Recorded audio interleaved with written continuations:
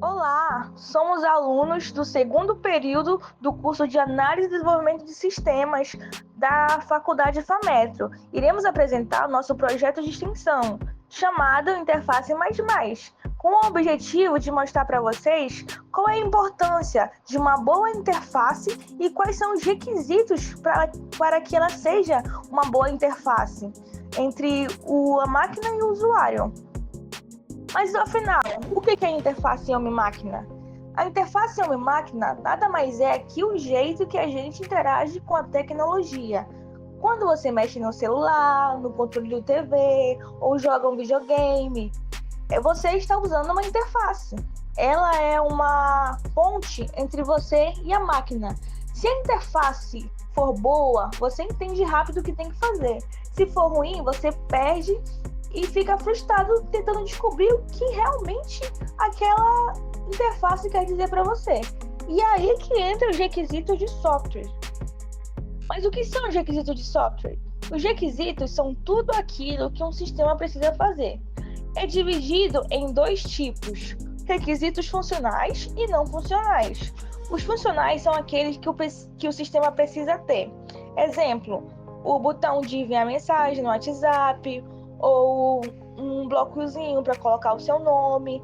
Esses são os requisitos funcionais. E os não funcionais são as qualidades do sistema. Exemplo, se o site é rápido, se é fácil de usar, se você consegue entender o que ele está falando, se ele é bonito, se o sistema é seguro para você usar.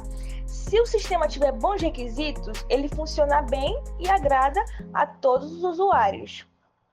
Iremos mostrar um exemplo de uma interface ruim baseado com um projeto do Scratch e uma interface boa para vocês entenderem como é essa questão da interface homem-máquina na prática. Agora, como foi dito, a gente vai ver dois exemplos de interface com o Scratch, que é esse softwarezinho aqui. Vamos começar pela interface ruim. Essa interface ruim, ela vai ser despadronizada, ela vai dar uns bugs aqui. Ela não vai ser legal, né, de acompanhar visualmente. Aqui na parte esquerda, lateral, a gente tem essas funções em blocos, que a gente pode adicionar no projeto, seguindo a lógica de programação do algoritmo, contendo várias opções separadas em cores para distinguir cada tipo de estrutura, sejam elas variáveis, condicionais, operadores, sensores e assim por diante. É interessante a gente salientar que a gente tem 9 funções aqui do lado, que são essas distribuição de cores. Esse azulzinho que é o movimento, esse lilás, acho que roxo, né, de aparência, esse roxinho para som, esse laranja mais claro que são os eventos, que é uma parte interessante, que é importante, esse laranja mais escuro que é o controle do que vai acontecer até quando, né, sensores que está em azul claro, os operadores que estão em verde mais escuro, as variáveis que estão em laranja escuro e meus blocos, que é o vermelhinho. A gente vai se ater à cor aqui dos eventos, que é esse laranja mais claro, que é quando uma ação vai ocorrer. Por exemplo, quando for clicado tal botão, quando a tecla espaço for pressionada, quando o cenário mudar para tanto, aí vai acontecer aquela cor, aí vai acontecer aquela ação que está embaixo, que no caso é esse roxinho aqui, que a gente tem essa mudança de cenário aqui. Nesse exemplo aqui de interface poluída, ruim, a gente pode notar a despadronização dos elementos, de uma forma que se torna difícil de navegar e até mesmo compreender o que cada botão faz. A gente passa o botão na tela, a gente clica e vai para um outro lugar, dá erro, clica de novo, dá erro, escreve a mensagenzinha de erro. O Scratch é bem legalzinho de usar, ele é bem intuitivo na verdade. Então basicamente aqui do lado são os códigozinhos, né, na parte esquerda. Aí dá pra customizar esses botõezinhos aqui dessa telinha que aparece os carros do Relâmpago McQueen aqui. Dá pra mudar as cores conforme a gente quiser, conforme a necessidade, conforme o gosto do usuário, para ficar bem interativo com o que a gente espera, né? Porque os sites são feitos com uma com o objetivo, né? Se não cumpre o objetivo, não está cumprindo com a usabilidade, né?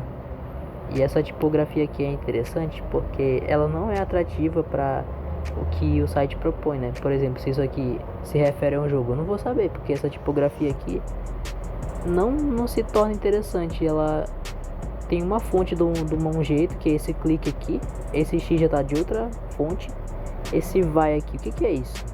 Tá de outra fonte, lá em cima tá uma legenda que eu não sei nem dizer o que é. E engraçado que realmente sites assim, eles existem. A gente usa aqui como exemplo, mas realmente existe. Aí já te encaminha para uma outra tela, que é tornar intuitivo o contato dele com a máquina. Por exemplo, a gente tem o símbolo da Nike, da Adidas, da Lacoste, por exemplo. São símbolos comuns, são símbolos muito limpos, não tem toda aquela poluição visual, né? E se a gente entra num site de uma marca assim, a gente rapidamente consegue distinguir que é uma marca de calçado, de roupas, né? A gente consegue entender a proposta da marca, né? Da interface do site. Essa interface aqui do carrinho, eu não sei dizer do que seria. Eu, como usuário, entrando nesse site, eu me perguntaria, será que é para jogo? Será que é um filme que vai lançar? Será que é uma pirataria em cima desse filmezinho? Um remake do filme? O que é isso? Eu não sei dizer. Agora a gente vai para o segundo exemplo de interface. Uma interface boa aqui. Interessante essa interface.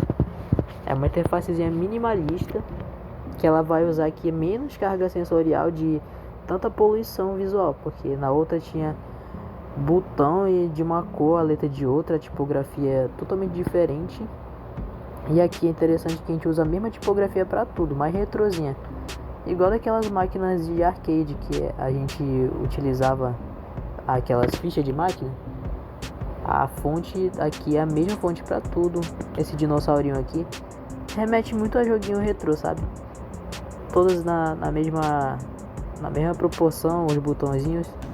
Os botões funcionam, te encaminham para página de cadastro. Você pode botar aqui o seu e-mailzinho, sua senha. Aí aparece bem bonitinho aqui quando a gente passa o mouse por cima dessa parte cadastrar. Vamos ao cadastro. Aí ele bota lá e-mail, senha. Você vai dar seu e-mail, sua senha e ele vai entrar. Aqui você pode voltar. O botão realmente de voltar funciona. Tá bem legalzinho essa interfacezinha aqui. Realmente a gente entende que o propósito dela foi cumprido. A gente pode cadastrar o usuário, a gente pode voltar, a gente pode ver que a identidade visual dela é preservada com a tipografia boa, com uma imagem interessante, que é fiel ao propósito do que ela se remete a fazer, que é jogos, né? Aí aqui a gente pode customizar os botões, a gente pode ver como a imagem está inserida, que é esse dinossaurinho aqui. A gente pode mexer, né? Vários frames aqui, seria várias poses, né? Ele pode fazer o dinossaurinho. Bem interessantezinha essa interface. Para os atores de ajuda e esse sair aí, a gente chama de atores, né? No Scratch. A gente não atribuiu ação, porque só queria mostrar mesmo aquela parte do cadastro, que como funciona. Ele exibe essa mensagenzinha, né? Vamos ao cadastro, para você ir lá pro cadastro. Agora essa parte de ajuda e sair a gente não funciona, porque o intuito do exemplo não era falar sobre ajuda e sair, era falar mais do cadastro mesmo.